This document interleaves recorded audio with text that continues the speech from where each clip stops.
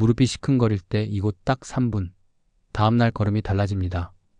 오늘 제가 상상해 여러분께 보십시오. 꼭 전해드려야 할 이야기가 아침에 있습니다. 일어나 화장실에 아침에 일어나서 침대에서 내려올 때 그 첫 발을 내딛는 순간이 두렵지 않으신가요? 무릎에서 뚝 소리가 나면서 찌릿한 통증이 올라오는 그 순간 말입니다. 계단을 내려갈 때마다 난간을 꼭 붙잡아야 하고 화장실 변기에서 일어설 때 으악 소리가 절로 나오는 그 고통. 이것은 단순히 나이 들어서 생기는 자연스러운 현상이 아닙니다. 제 환자 중 한 분이셨던 73세 박순자 할머니의 이야기를 들려드리겠습니다. 이분은 무릎 통증을 5년간 참으셨습니다. 나이 들면 다 아픈 거지 뭐 하시면서요. 그런데 어느 날 갑자기 집 앞 횡단보도를 건너다가 무릎에 힘이 풀리면서 넘어지셨습니다. 대퇴골 골절이었습니다. 병원비만 2,800만 원이 들었고 6개월간 누워 계시면서 근육이 다 빠져버렸습니다. 지금은 지팡이 없이는 걸을 수조차 없으십니다. 여러분, 이것이 무릎 통증을 방치했을 때 맞이하게 되는 현실입니다. 통증은 우리 몸이 보내는 위급 신호입니다. 마치 화재 경보기가 울리는 것과 같습니다. 그런데 우리는 이 경보기를 그냥 끄고 살아가고 있는 겁니다. 통계를 보면 더욱 충격적입니다. 65세 이상 어르신 중 72%가 무릎 관절염을 앓고 계십니다. 그리고 이 중 45%는 통증 때문에 외출을 포기합니다. 손주들 얼굴 보러 가는 것도 친구들과 경로당 가는 것도 포기하게 됩니다. 더 무서운 건 무릎 통증으로 활동량이 줄어들면 심혈관 질환 발생 위험이 3.2배 증가한다는 사실입니다. 하지만 오늘 제가 여러분께 희망을 드리겠습니다. 오늘 이 영상에서 제가 알려드릴 3가지 비법만 따라하시면 당장 내일 아침부터 걸음걸이가 달라질 수 있습니다. 첫 번째는 3분 기적의 무릎 뒤 비법, 두 번째는 통증 차단 허벅지 비법, 세 번째는 관절액 순환 발목 비법입니다. 이 3가지는 집에서 누구나 따라할 수 있고 도구도 필요 없으며 당장 오늘부터 시작할 수 있습니다.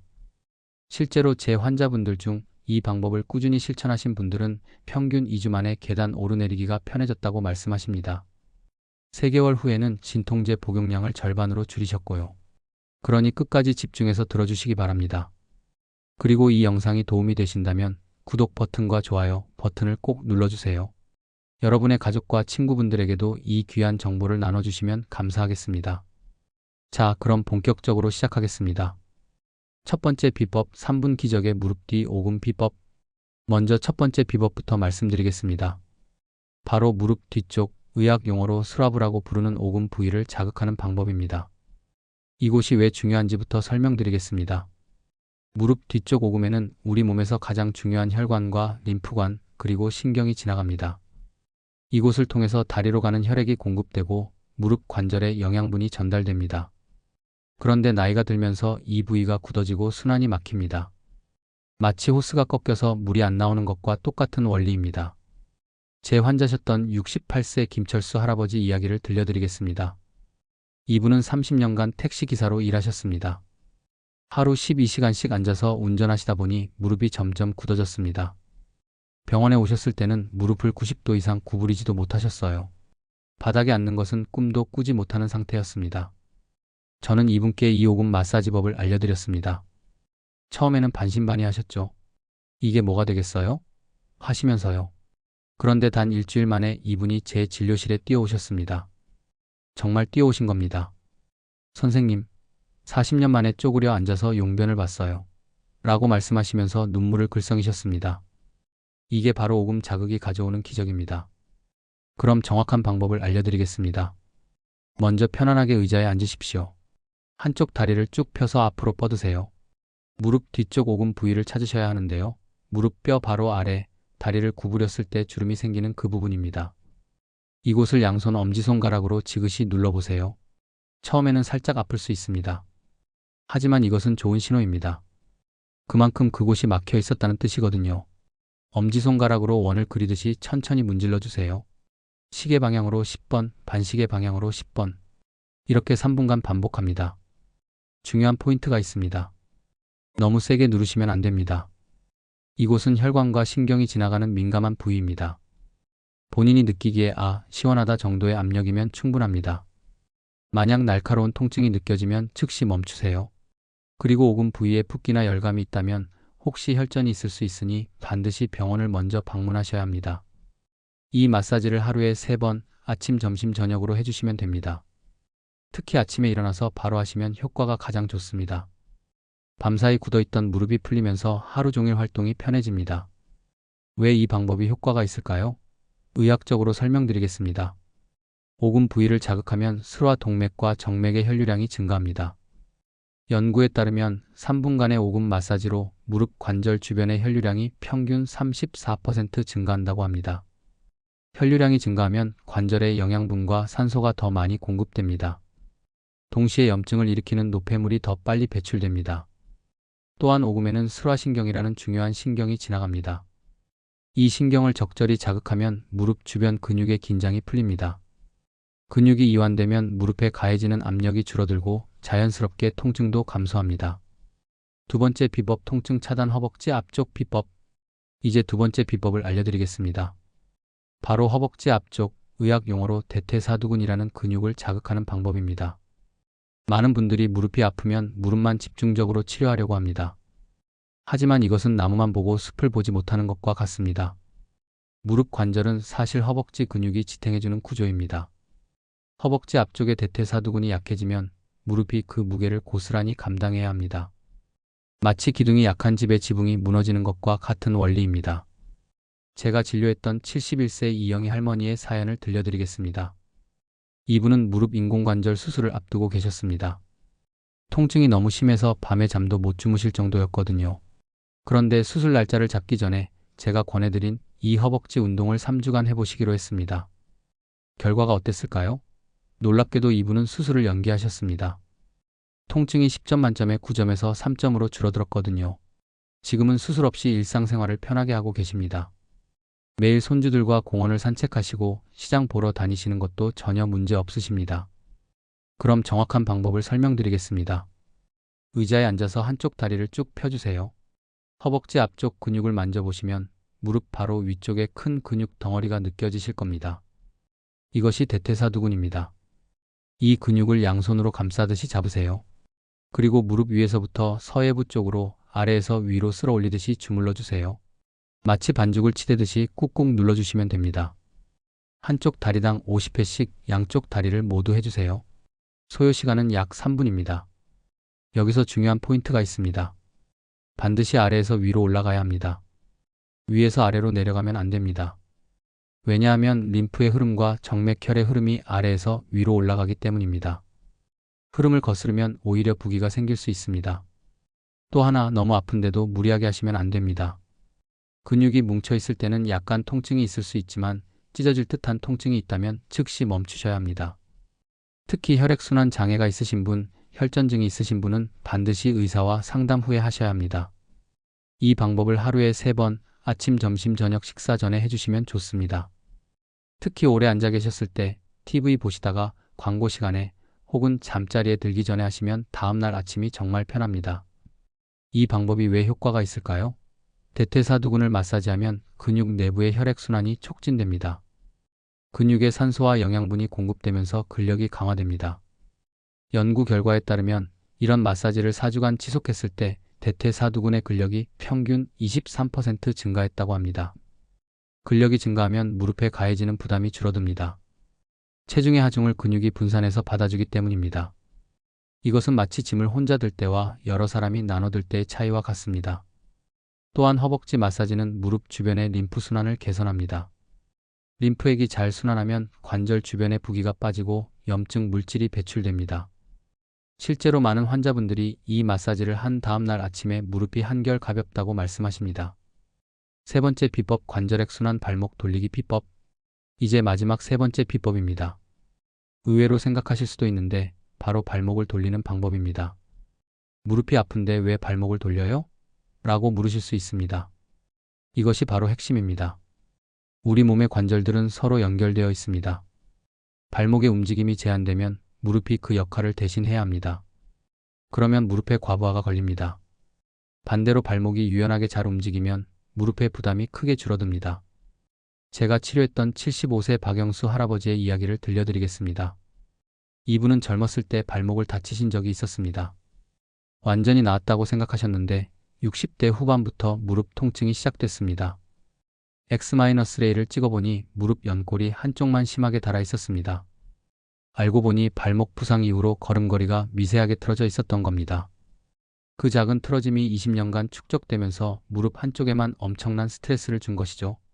저는 이분께 발목 재활 운동을 알려드렸고 그 중에서도 발목 돌리기를 강조했습니다. 3개월 후 이분의 걸음걸이가 완전히 바뀌었습니다. 양쪽 다리의 체중 분산이 균형을 이뤘고 무릎 통증도 현저히 줄었습니다. 이분은 지금도 매일 아침 발목 돌리기를 빠뜨리지 않고 하십니다. 그럼 정확한 방법을 알려드리겠습니다. 의자에 앉아서 한쪽 다리를 들어 올리세요. 발끝을 최대한 멀리 뻗는다는 느낌으로 쭉 펴주세요. 그 상태에서 발목을 천천히 시계 방향으로 돌립니다. 최대한 크게 큰 원을 그린다는 느낌으로 돌려주세요. 10회 돌리고 나서 이번에는 반시계 방향으로 10회 돌립니다. 여기서 핵심은 천천히 그리고 크게입니다. 빨리 돌리면 효과가 없습니다. 천천히 돌려야 발목 관절 구석구석에 관절액이 골고루 퍼집니다. 관절액은 관절 연골에 영양을 공급하고 관절의 마찰을 줄여주는 윤활유 역할을 합니다.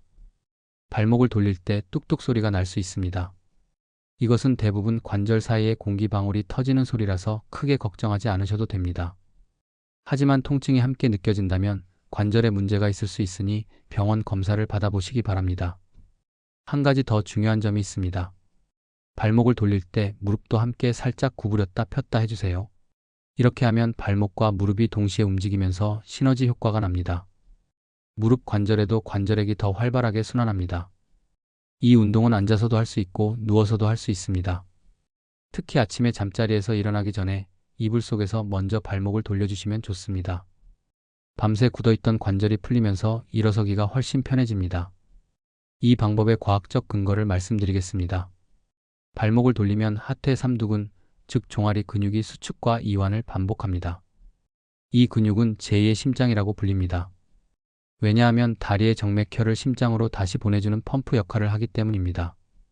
종아리 근육이 활발하게 움직이면 하지 전체의 혈액순환이 개선됩니다.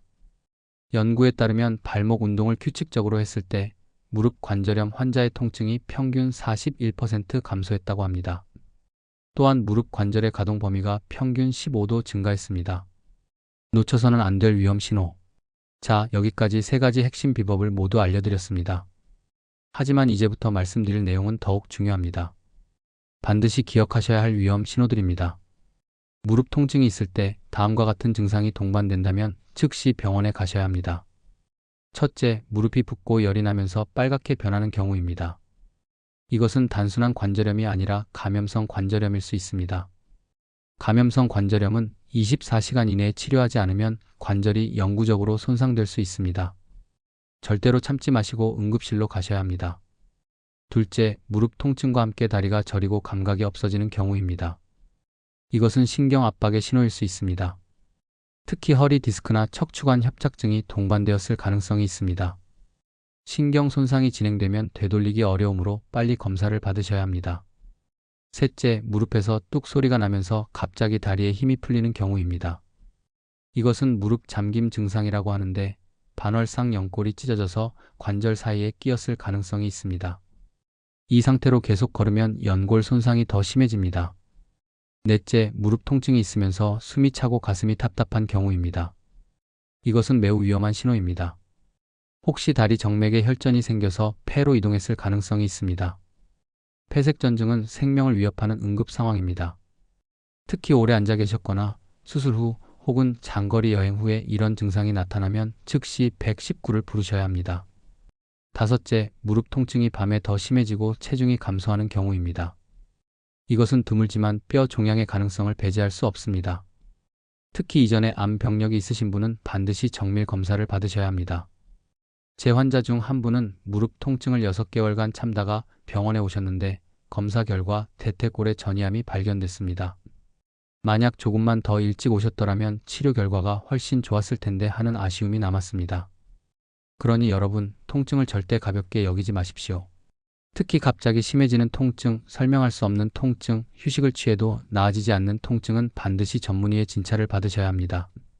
일상 속 무릎 건강 지키는 예방법. 이제 일상생활에서 무릎 건강을 지키는 구체적인 예방법을 알려드리겠습니다. 첫 번째, 체중 관리입니다. 체중이 1kg 증가하면 무릎에는 34kg의 부담이 증가합니다. 계단을 오를 때는 무려 7배의 부담이 갑니다. 만약 5kg만 감량해도 무릎에 가해지는 부담은 1520kg 줄어드는 셈입니다. 이것은 엄청난 차이입니다. 두 번째, 올바른 신발을 신으세요. 굽이 높은 신발은 무릎에 큰 부담을 줍니다. 굽이 5cm만 높아져도 무릎에 가해지는 압력이 26% 증가합니다. 반대로 너무 평평한 신발도 좋지 않습니다. 약 23cm 정도의 낮은 굽이 있고 발바닥 쿠션이 좋은 신발을 선택하세요. 세 번째, 쪼그려 앉는 자세를 피하세요. 한국 사람들은 바닥에 앉는 생활을 많이 합니다. 하지만 양반다리나 쪼그려 앉는 자세는 무릎에 체중의 8배에 달하는 압력을 가합니다. 가능하면 의자에 앉으시고 바닥에 앉아야 한다면 방석을 높게 깔거나 등받이가 있는 곳에 기대 앉으세요. 네 번째, 계단 이용 시 올바른 방법을 사용하세요. 계단을 올라갈 때는 건강한 다리를 먼저 올리고 내려갈 때는 아픈 다리를 먼저 내립니다. 이렇게 하면 무릎에 가해지는 충격이 줄어듭니다. 그리고 반드시 손잡이를 잡으세요. 손잡이를 잡으면 체중의 2030%를 팔로 분산할 수 있게 시도먹게 속습니다. 다섯 번째, 무릎을 따뜻하게 유지하세요. 추운 날씨는 관절을 굳게 만들고 통증을 악화시킵니다. 연구에 따르면 기온이 10도 떨어질 때마다 관절염 통증이 평균 25% 증가한다고 합니다. 겨울철에는 무릎 보온대를 착용하시고 여름에도 에어컨 바람을 직접 쐬지 마세요. 특히 잠잘 때 무릎이 차가워지면 아침에 통증이 심해집니다. 여섯 번째, 수영이나 물속 걷기를 하세요. 물속에서는 체중의 부담이 90%까지 줄어듭니다. 그러면서도 근육은 충분히 사용할 수 있습니다. 일주일에 3회 30분씩만 수영장에서 걷기 운동을 해도 3개월 후 무릎 통증이 평균 58% 감소한다는 연구 결과가 있습니다. 일곱 번째, 충분한 수분 섭취입니다. 관절 연골의 70%는 수분으로 이루어져 있습니다. 수분이 부족하면 연골이 마르고 딱딱해집니다. 하루에 최소 1.5리터, 여름철에는 2리터 이상의 물을 마시세요. 커피나 녹차는 이뇨작용이 있어서 수분 섭취로 계산하지 않습니다. 여덟 번째, 칼슘과 비타민 D를 충분히 섭취하세요. 무릎 건강은 뼈 건강과 직결됩니다. 60세 이상은 하루 1200mg의 칼슘이 필요합니다. 우유 한 컵에 약 300mg의 칼슘이 들어있으니 하루 34잔이 필요합니다. 유제품을 소화하기 어려우신 분은 멸치, 두부, 시금치 등으로 보충하세요. 비타민 D는 햇볕을 통해 합성되므로 하루 20분 이상 야외 활동을 하시는 것이 좋습니다. 아홉 번째, 약물 복용 시 주의사항을 지키세요. 진통제를 장기간 복용하면 위장 장애, 신장 손상 등의 부작용이 생길 수 있습니다. 특히 공복에 진통제를 먹으면 위궤양 위험이 5배 증가합니다. 반드시 식후에 충분한 물과 함께 드세요. 그리고 한 달 이상 지속적으로 진통제가 필요하다면 의사와 상담하세요. 열 번째, 스트레칭을 생활화하세요. 아침에 일어나자마자 그리고 잠자리에 들기 전 5분씩 스트레칭을 하세요. 특히 허벅지 뒤쪽 햄스트링 근육이 짧아지면 무릎에 부담이 갑니다. 의자에 앉아서 다리를 쭉 펴고 발끝을 몸쪽으로 당기는 동작을 20초씩 3회 반복하세요. 영양과 음식으로 무릎 건강 지키기. 무릎 건강을 위해 특별히 도움이 되는 음식들을 알려드리겠습니다. 첫째, 오메가3 지방산이 풍부한 생선입니다. 고등어, 삼치, 연어 같은 등푸른 생선에는 염증을 억제하는 오메가3가 풍부합니다. 일주일에 3회 이상 생선을 드시면 관절염 진행 속도가 30% 느려진다는 연구가 있습니다. 생선을 좋아하지 않으시면 오메가3 영양제를 복용하셔도 좋습니다. 하루 1000mg 이상이 권장량입니다. 둘째, 비타민C가 풍부한 과일과 채소입니다. 비타민C는 콜라겐 합성에 필수적입니다. 콜라겐은 연골의 주요 구성 성분입니다. 오렌지, 키위, 브로콜리, 파프리카 등을 매일 드세요. 특히 빨간 파프리카는 비타민C 함량이 레몬의 2배입니다. 셋째, 항산화 성분이 풍부한 베리류입니다.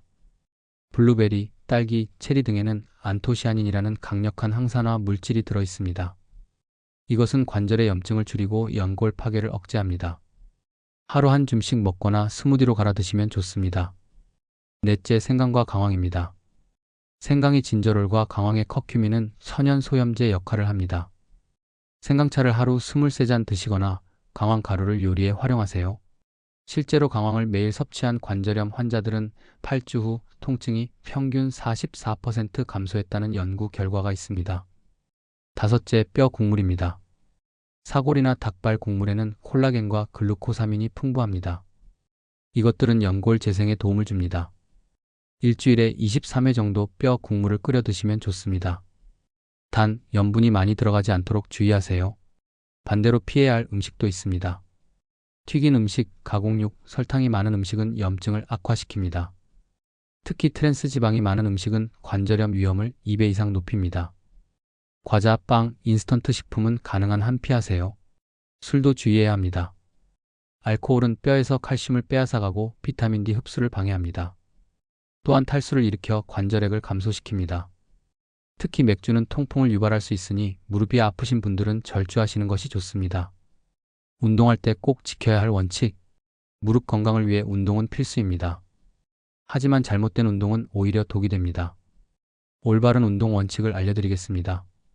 첫째, 노페인, 노게인이라는 말은 무릎에는 해당되지 않습니다.